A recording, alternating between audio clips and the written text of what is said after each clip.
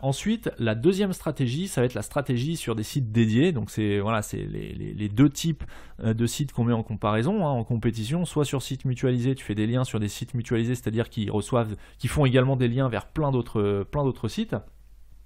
Sinon, l'autre stratégie, c'est tu vas monter des sites qui sont dédiés à faire des liens vers ton site uniquement et qui n'ont aucun autre lien sortant vers d'autres sites que tu ne maîtriserais pas.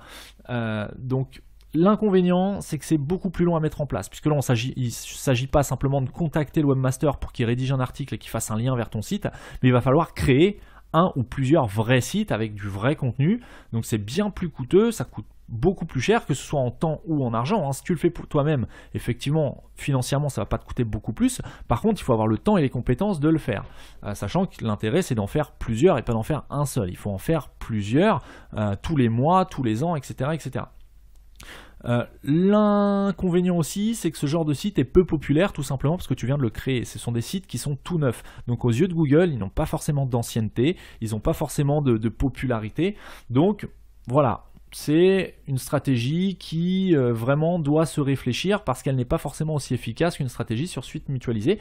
Par contre, les liens que tu vas avoir toi vers ton site, tu seras les seuls à les avoir. Tes concurrents ne pourront pas contacter le webmaster du site en question pour avoir des liens vers leur propre site, tout simplement parce que le webmaster en question, c'est toi.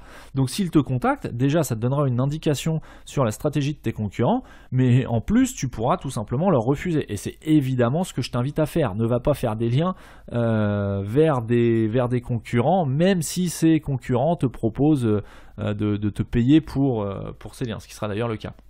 Mais bref, tu vas avoir des liens uniques, exclusifs, sur des sites exclusivement dédiés à faire un lien vers ton site. Bon, ça, évidemment, il ne faudra pas forcément le mettre en avant, puisque Google, ça, n'apprécie pas du tout. C'est un petit peu ce qu'on peut comparer à ce qui se faisait à l'époque et que Google bannit complètement, c'est les sites satellites. C'est un petit peu ça, quoi.